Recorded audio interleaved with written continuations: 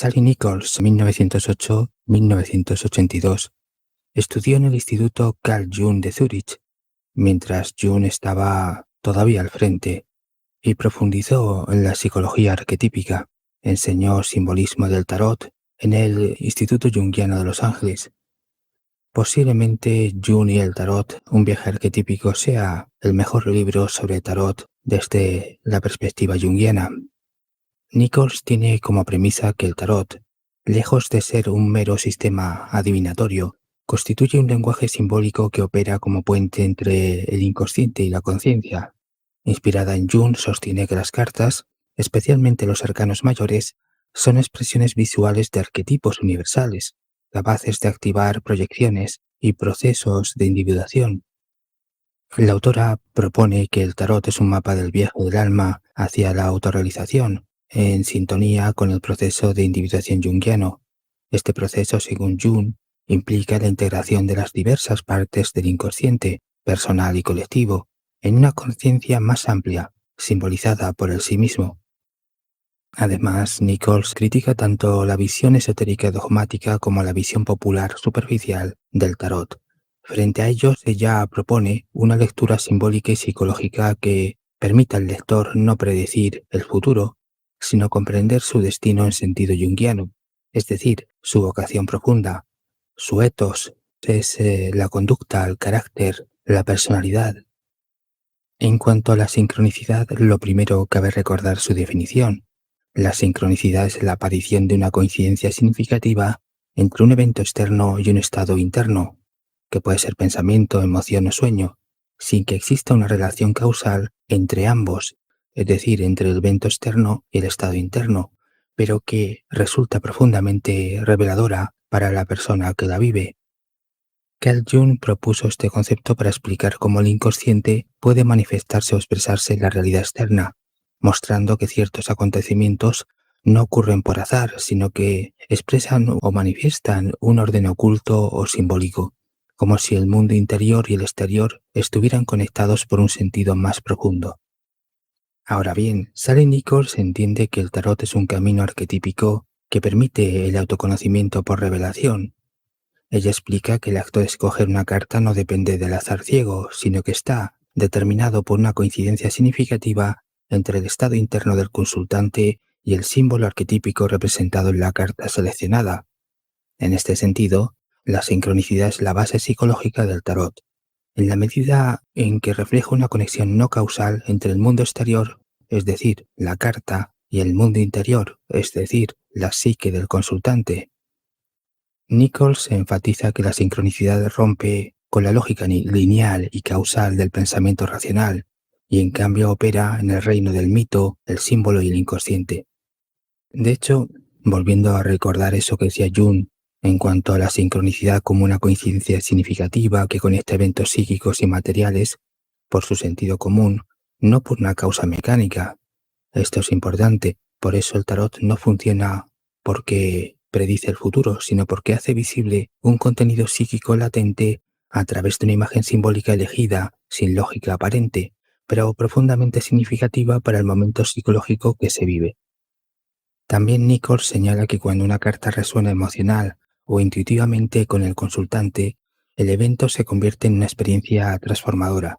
No es la carta la que tiene poder mágico, sino el acto de confrontar una imagen cargada de sentido justo cuando se necesita, lo que activa un proceso simbólico dentro del alma. Así, el tarot no requiere creencia ni superstición, basta con estar atento al lenguaje del inconsciente y abierto a la experiencia sincrónica como un espejo del alma en movimiento. Por lo que respecta al viaje arquetípico, Sally Nichols analiza los siguientes arcanos mayores. El loco representa el comienzo y el fin del viaje, una figura temporal, irracional y libre que encarna la parte de la psique no estructurada por el ego. Nichols lo asocia con el inconsciente puro, anterior a cualquier división consciente, y también con la apertura al misterio y la locura creadora. El mago simboliza el despertar del ego y el comienzo del dominio del entorno, pero para Nichols, el mago no es solo habilidad externa, representa el surgimiento de la conciencia emergente o del ego mágico, ese yo incipiente que cree controlar o dominar, pero que aún actúa desde la ilusión. Aquí se inicia la ilusión del control racional, que debe superarse más adelante. La papisa representa la sabiduría oculta, el inconsciente profundo y el principio femenino interior en su forma más pasiva y contemplativa. Según Nichols, su presencia señala la necesidad de escucha interna, introspección y conexión con lo misterioso, antes que actuar. La emperatriz expresa la energía femenina activa y creativa. Para Nichols, ella representa la imaginación fértil, la sensualidad, la conexión con la naturaleza y el poder de dar forma externa a las ideas interiores. Es el ánima activa en términos junguianos. El emperador representa la autoridad del logos, el principio de orden y ley, vinculado con el padre. En el proceso de individuación, Nichols sugiere que esta figura debe ser confrontada, pues representa la estructura del ego patriarcal y los mandatos externos interiorizados que deben ser reevaluados y asimilados de forma consciente. El Papa, que está asociado al arquetipo del sabio, se convierte en un símbolo de la búsqueda espiritual institucionalizada, pero también del riesgo de proyectar la sabiduría en figuras externas. Nichols afirma que el verdadero Papa debe emerger desde dentro. El enamorado o los enamorados dramatiza el dilema entre lo instintivo y lo consciente, el deber y el deseo, y representa el desarrollo del discernimiento del ego. Nichols lo interpreta como el momento en el cual el alma debe comenzar a elegir su camino, reconociendo que toda elección es también una renuncia simbólica. El carro es el yo conquistador. Aquí el ego alcanza su autonomía y dominio, pero Nichols advierte que este es un momento ilusorio. ¿Por qué? Porque el triunfo es precario, pues el ego cree que ha alcanzado el control, cuando en realidad apenas comienza su verdadero enfrentamiento con las fuerzas profundas del inconsciente. La justicia significa el equilibrio ético interno y representa el arquetipo de la rectitud interior. En términos junguianos, esta figura nos invita a discernir entre el ego y la sombra, a no proyectar juicios en los otros, sino a reconocer los conflictos internos. Este arcano representa el momento en que el protagonista del tarot, es decir, el loco, comienza a madurar psicológicamente y a asumir la responsabilidad de su destino. Madurez psicológica y responsabilidad de su destino. Dos cosas muy importantes. El ermitaño es la encarnación del sabio interior, pero en su forma más íntima y retirada del poder. El ermitaño simboliza la búsqueda individual de sabiduría, una etapa del viaje donde el héroe debe retirarse del mundo externo y mirar dentro de sí. La lámpara del ermitaño ilumina el camino, no solo hacia adelante, sino también hacia abajo, el inconsciente. La rueda de la fortuna está vinculada a la naturaleza circular del proceso psíquico, el eterno retorno de las fuerzas arquetípicas. A diferencia del ego que busca control lineal y progreso, la rueda nos recuerda que hay dinámicas más grandes en juego, muchas de ellas inconscientes. La fuerza significa la integración del instinto. Aquí el poder surge de la integración amorosa de la bestia interior. Desde la psicología junguiana representa una confrontación exitosa con la sombra instintiva, no para dominarla violentamente, sino para colaborar con ella. El colgado representa para Nichols el momento en que el yo inferior, el ego, debe renunciar a su control, dejar de actuar y aceptar la inversión de valores. Es una imagen crística de suspensión, espera, paciencia y transformación interna que remite al sacrificio del ego. La muerte, lejos de ser un final, simboliza la transformación radical. Nichols interpreta la muerte como una fase de pérdida necesaria de antiguas estructuras del yo, que permite el surgimiento de algo nuevo. Es la nigredo alquímica del alma, esencial para el renacimiento psicológico. La templanza implica la alquimia interior y la armonización de los opuestos. Nichols la vincula con el proceso junguiano de trascendencia de los opuestos, especialmente entre el ego y el inconsciente. No se trata de eliminar uno u otro, sino de integrarlos en un flujo continuo de energía psíquica. El trabajo con esta carta es delicado, exige conciencia, paciencia, vigilancia emocional.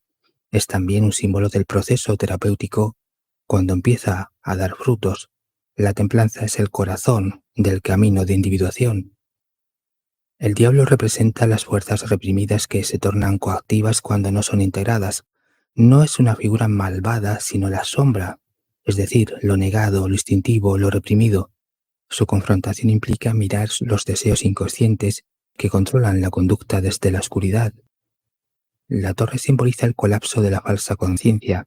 Aquí Nichols interpreta un símbolo violento y necesario, la caída de la torre del ego inflado, del castillo de ilusiones construido para evitar el sufrimiento. Es la ruptura de una estructura psíquica falsa, un momento de trauma o revelación que fuerza el cambio.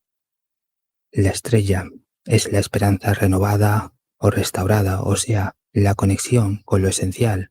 Para Nichols representa la espiritualidad femenina que brota cuando la ilusión del ego ha sido disuelta.